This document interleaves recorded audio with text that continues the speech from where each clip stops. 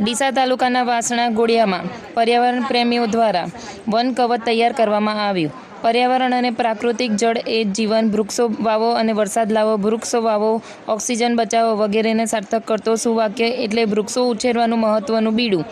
ત્યારે આ જ વાત કરીએ તો બનાસકાંઠા જિલ્લાના ડીસા તાલુકાના નાનકડા ગામ એવા વાસણા ગોળિયા ગામના એક એવા પ્રાકૃતિક વૃક્ષ પ્રેમી, પક્ષી પ્રેમીને મનમાં એક વિચાર થયો, આપણે ગામમાં વૃક્ષો વાવી એક અનોખો પ્રયત્ન કરીએ અને ગામના યુવાન મિત્રોને વાત શેર કરી એક નાનકડી મિટિંગનું આયોજન કરી યુવાન મિત્રો એકઠા થયા અને ગામની અંદર સુંદર મજાનો વન કવચ બનાવવાનો વિચાર કર્યો કે વન કવચ બનાવવાથી ગામની અંદર પક્ષીઓ, પશુઓ ગરમીથી બચવા રાહત મળે અને ઓક્સિજન ઉત્પન્ન થાય, ગામનો એક એવો સારો વિકાસ થાય। તે હેતુથી યુવાન મિત્રો સાથે મળી એ સુંદર મજાનું વન કવચ બનાવ્યું, નિર્ણય કર્યો અને ગામની અંદર સ્મશાન ભૂમિની બાજુમાં એક સુંદર મજાનું વન કવચ બનાવવાની તૈયારી કરી।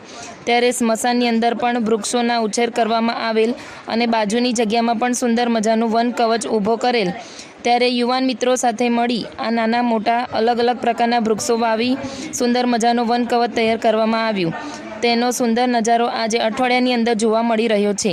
ત્યારે સમગ્ર ગામનો સાથ અને સહયોગ મળવાથી આ એક સુંદર મજાનું આયોજન કરેલ અને આયોજન થકી બીજા પણ ગામના યુવાનોને પ્રેરણા મળે, બીજા ગામના યુવાનો એમના પોતાના ગામનો આવી રીતે સુંદર મજાનો વન કવચ બનાવે તેવો વાસણા ગોળિયા ગામના યુવાન મિત્રોએ જણાવ્યું હતું। આ આયોજન સુંદર મજાનું વન કવચ બનાવવા માટે જે યુવાનો અને વડીલો શ્રમ યોગદાન આપવા પાછળ સોશિયલ મીડિયા તરફથી શુભેચ્છાઓ પણ મળી રહી છે। Reporter Rakesh Thakkar, DT news live 24, Deesa, Banaskantha.